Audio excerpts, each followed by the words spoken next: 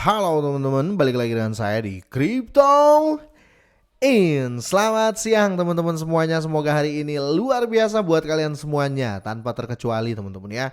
Dan buat teman-teman di rumah yang dalam keadaan kurang enak badan atau dalam keadaan sakit, saya doain cepet sembuh teman-teman ya, biar kita bisa trading dan trading bareng lagi tentunya. Oke, langsung saja. Oke, sebelumnya ya saya mau sampaikan terima kasih ya buat kalian semua yang sudah nonton, dan terima kasih semua yang sudah tetap pantengin berita dari Crypto In. Dan saya mau sedikit announcement ya teman-teman, karena banyak sekali komentar negatif ya. Saya sampai ketawa ya. Dan ternyata setelah saya cek, mereka semua nggak punya aset ya. Banyak negur ya. Jadi gini ya, buat kalian para haters ya, yang mau negur kasih solusi ya. Jangan negur-negur padahal kalian sendiri bodoh gitu loh ya. Oke, kita lanjut ya. Dan sekali lagi ya, dari awal saya membahas loan sudah saya katakan koin loan untuk jangka panjang. Kira-kira seperti itu ya. Dan kalau kita lihat kenaikan pun ya teman-teman ya, banyak juga yang tidak take profit ketika kenaikan ya.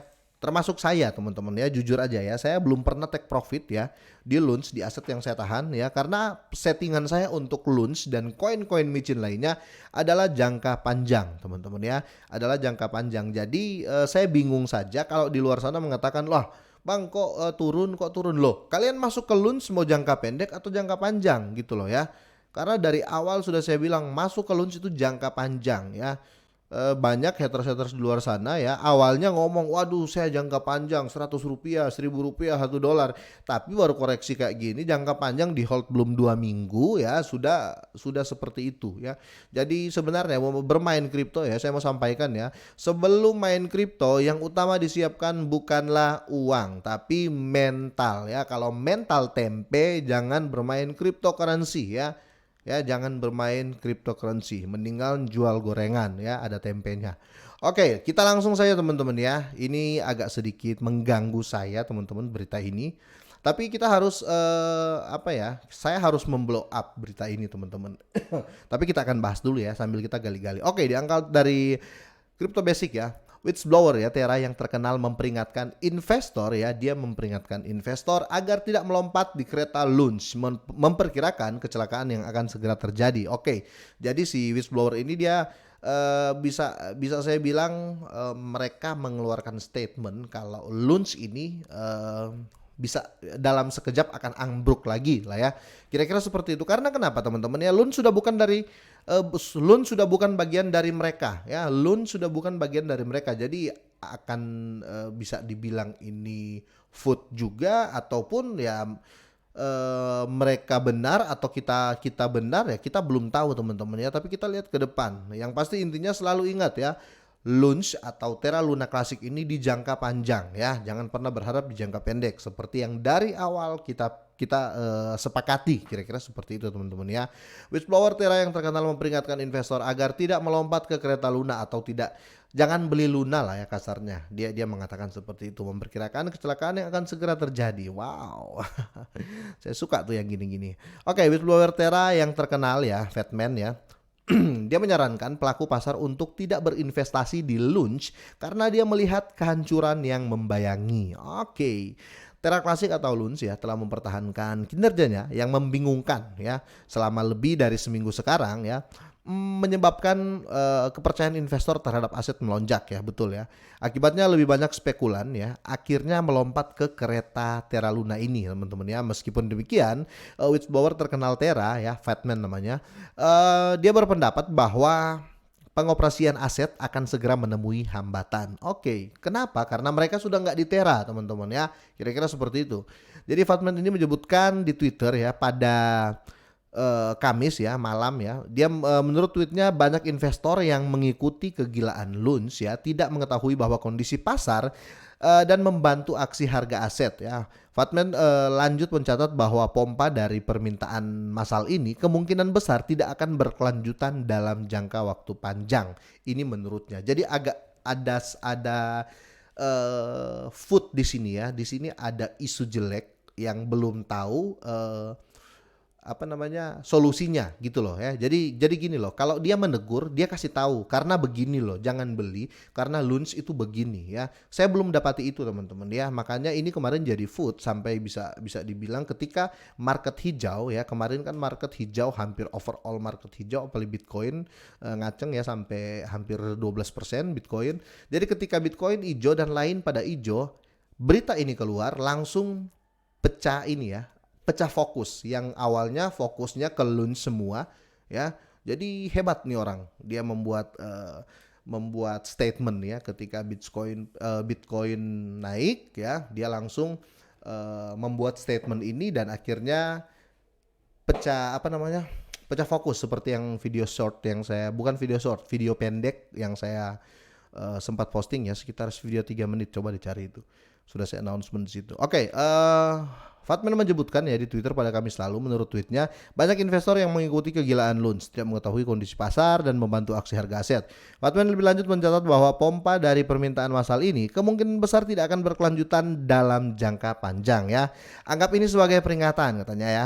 Sejumlah besar pelaku pasar yang kurang informasi telah bergegas ke Lunch ya, memicu pompa spekulatif yang tidak dapat dipertahankan. Oke, kelangkaan tanpa utility sama dengan sia-sia ya, sama dengan sia-sia. Oke, seperti SafeMoon ya, et al telah terbukti kata tweet itulah maksudnya ya. Fatman kemudian menyarankan investor untuk hanya menginvestasikan apa yang mereka mampu untuk kehilangan ya, menyoroti kemungkinan kerugian yang tinggi. Jadi saya bingung kata-kata ini teman-teman ya, bingung kenapa dia menyarankan ya, dia menyarankan investor untuk berinvestasi di aset yang mereka mampu kehilangan ya.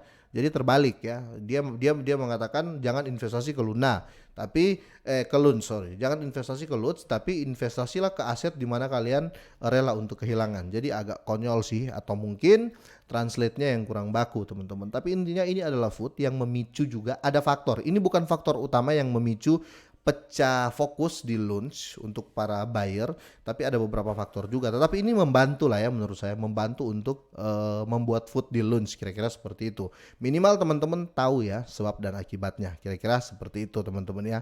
Dan di sini sebagai tanggapan ya, pengguna tertentu menyebutkan bahwa ia akan mempersingkat aset, mungkin sebagai bukti persetujuan dengan persyaratan Fatman. Meskipun demikian ya, Fatman menyarankan agar tidak menyingkat Lunch ya. Menurutnya, pilihan yang baik adalah menghindari aset secara total. Dia menunjukkan bahwa dia tidak memiliki investasi dalam aset dan dia tidak ada posisi perdagangan margin pendek atau panjang ya di Lunch tentunya. Hanya saja ada terlalu banyak orang buta huruf kripto yang disesatkan ya, mengurangi pasokan hanya berhasil jika kuantitas yang diminta tetap stabil. Oke, sekarang saya mau balikin aja ya. Saya mau fokus di supply and demand itu aja lah ya. Semua kesalahan, semua prediksi bisa salah ya. Dia bisa benar ya. Tapi bukan berarti kita juga nggak bisa benar. Kira-kira seperti itu. Bagaimana dengan Bitcoin di tahun 2018